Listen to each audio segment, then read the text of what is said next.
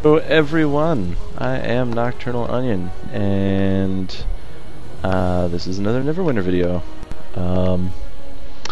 In the description of my last one, and I probably put in this one too, the open beta starts the 30th. However, if you get the super ridiculous $200 pre-order package, you get in 5 days early. There's a $60 package, lets you in 3 days early. And I don't know why they're calling it open beta, other than just to get away from the not having to fix all their bugs right away. But it's essentially release. They are no longer doing a character wipe after the 25th, so if you pre-order and you get in the game, even if it's open beta or slightly before, your character is going to be around all the way up until actual release and beyond, whatever that means. Yeah, I said in my last video I was going to show you some more combat, and that's pretty much 98% of this video. Me just running around and killing things is my great weapon fighter. It's pretty fun. That was a good combo. I like to leap in with my, I think it's called mini leap, do my little spinny charge thing, and then follow up with my other sweep attack thing. I didn't write these names down, and I'm doing this commentary post-gameplay, so I can't actually mouse over the icons to tell you what they are. Maybe when the game comes out, I'll kind of maybe go over... I'll pick a character class that I like the most, and maybe go over what I like about it, what feats there are, maybe some good combinations of abilities and skill trees and stuff like that. I was foolish with this character. During creation, I did not hold out on the patience to wait until I got a 20 in strength, which, I mean, it's a beta, so I wasn't too concerned about it. Just like Neverwinter, you get any D&D, you get to keep rolling your stats until you get what you want. You have a certain amount of points that can get distributed, but you always want to go for that 20 in your primary.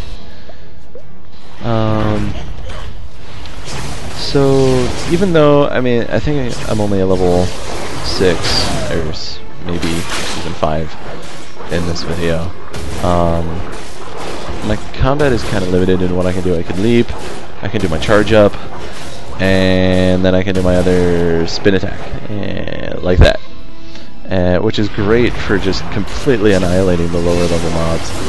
But here I'm fighting a couple of these, little tougher things, and I pretty much just have to sit there and wail on them with my primary attack. I'm horrible at the whole dodging thing. You see the hit markers on the ground come up, and they're like, "Oh, there's going to be some damage here. You better move." Yeah, I don't move. Clearly, as you can see. I don't know if I edited that part out, but I even made mention of the hit indicators on the ground targets in the last video. I said if you stand in them, you're dumb. You should move. I don't even follow my own advice, so it's all bullshit. Don't listen to me. Now I did edit it out of here, but this dungeon that I'm in right now, in order to... Actually, I don't think it's in order to progress, but there is a chest underneath some like sewage, nasty, acidy, poisonous water stuff, all the above. It's a horrible liquid. You don't want to touch it. There's a way to get the water out of there and get down in there and get that chest, which is I think there's a book laying around up in one of these areas, and you look at it and it tells you how to pull the levers. I didn't even read it, honestly. I just ran around all the levers, like all out. No, nothing happened. All in. Hey, look, the water went away. So I ran down and collected my stuff. However, someone neglected to tell me that there were traps in this game, and I hit a few spike traps that were down there, which is awesome. I'm pretty sure it's probably the Trickster Rogue that gets the ability to disarm them. That'd be pretty typical of a D&D game. So, I like... Oh, yeah, I'm a poser. I like that, they add just stuff other than combat. If you watch my Defiance videos where you see you run around, you shoot stuff. Oh, there's a thing over there, you gotta interact with it. Go hold E, and you're done. I'd like a little more variety than that.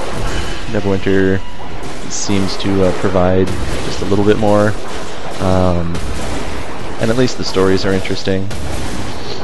I think... well, with the Foundry you even have story, or character-made story, user-created stories. Other people, you know, like little old you and me, we can make our own plot lines and everything. I'm sure some of them will just be fantastic. This guy's kind of a boss thing, so I use my daily, just kind of go all ninja on him. And I don't mean ninja as in the deadly assassin, I mean ninja as in the food processor blender thing. That was vicious. My girlfriend and I have one, and she just loves destroying all types of stuff inside that thing. From using it for juice, or smoothies. I make a lot of smoothies.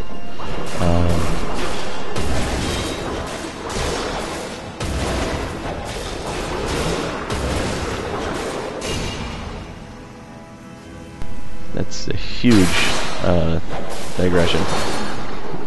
Yay, big boss guy's dead! Woo! I'm awesome. Great weapon fighter, he's kind of a poser.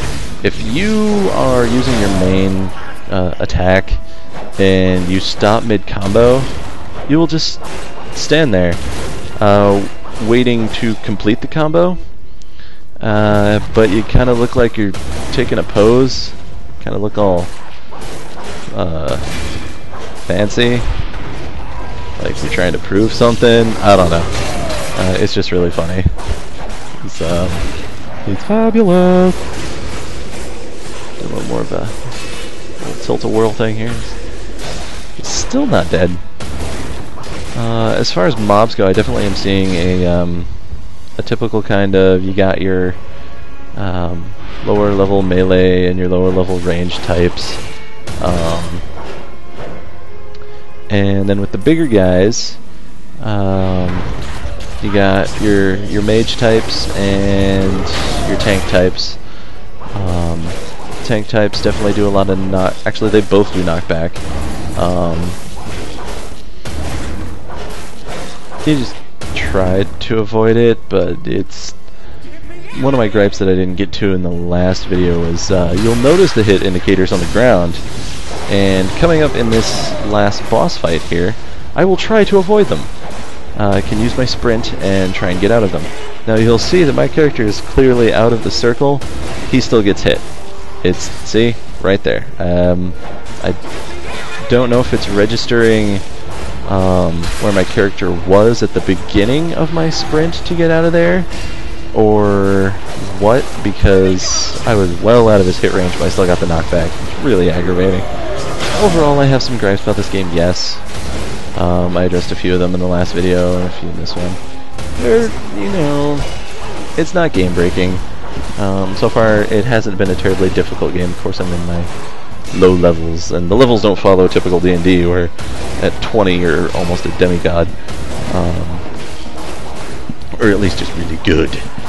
In this one, I think the max level is 60, I think.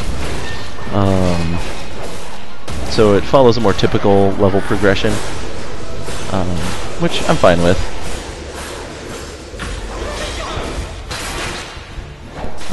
You know, it works well in an online setting, and huzzah, I killed the guy. But, there's some combat for your great weapon fighter. I am NocturnalOnion, and thanks for watching. Catch you next time.